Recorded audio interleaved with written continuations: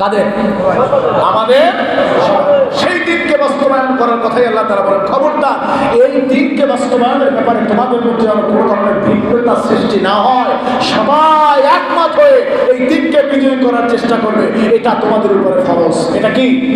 সুতরাং জীবনে যতদিন বেঁচে থাকবো, জীবনে ইসলাম প্রতিষ্ঠা করে যেতে পারি আর না পারি, এই প্রচেষ্টা কোনোদিন ভুলে যাব মনে থাকবে ইনশাআল্লাহ।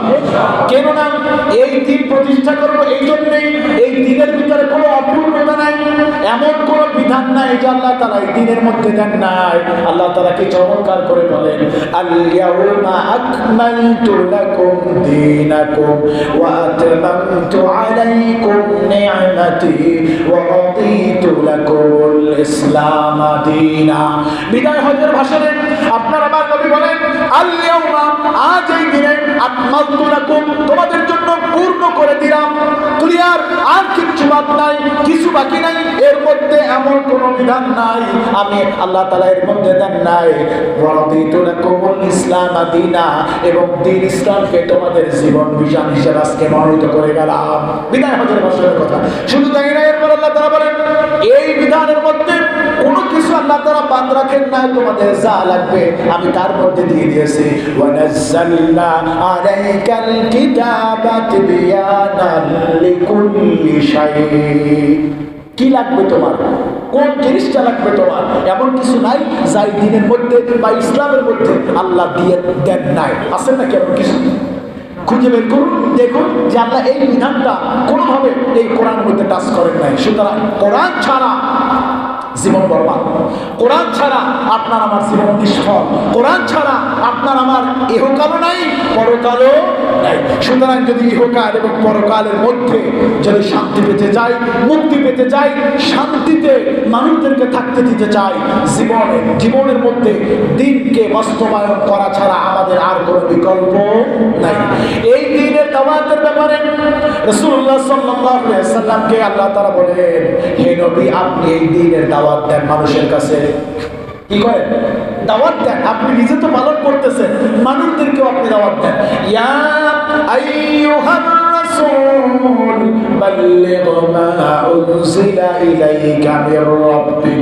হে নবী, আপনার উপরে যা আমি নাযিল করেছি, বাল্লিগ, আপনি মানুষদের কাছে তা পৌঁছে দিন, মানুষদের দ্বারে দ্বারে তা জানিয়ে দিন, মানুষ যাতে এই দ্বীনের আওতাভুক্ত হয়। কার কথা?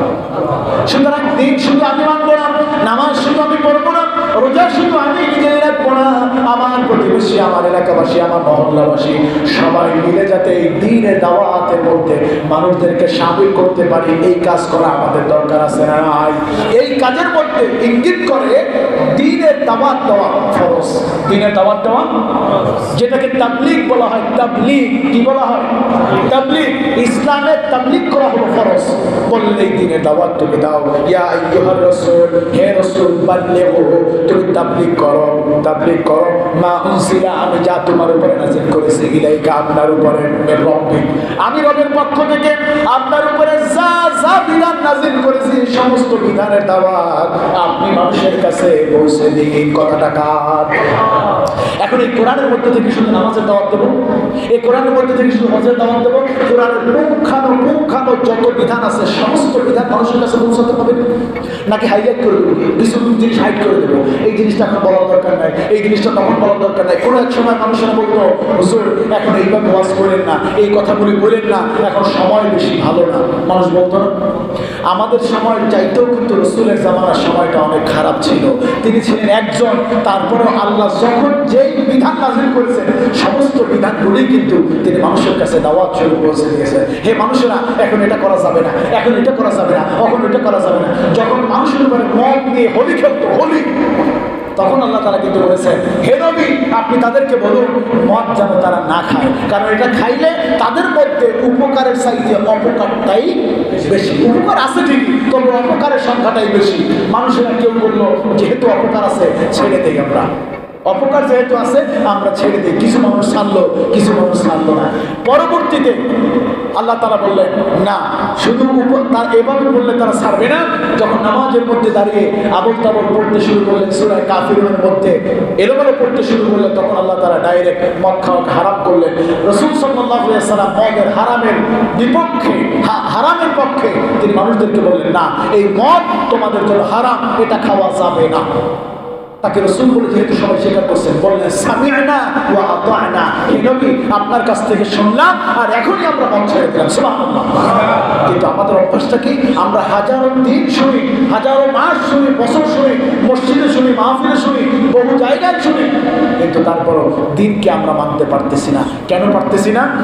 না পারার পিছনে একমাত্র কারণ হলো আমরা তো দুনিয়ার মঞ্চতায় পড়ে গেছি, আমরা দুনিয়ার ভোগ বিলাসিতার মধ্যে ডুবে গেছি, আমরা দুনিয়ার বাড়ি গাড়ি টাকা পয়সার মধ্যে ডুবে যাওয়ার কারণে আমরা এই বিধানগুলির দিকে ফিরে আসতে পারতেছি না।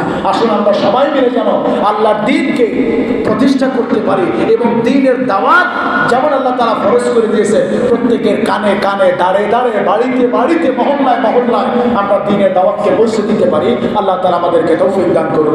আমিন। ওয়া আখিরু দাওয়ানা আলহামদুলিল্লাহি রাব্বিল আলামিন।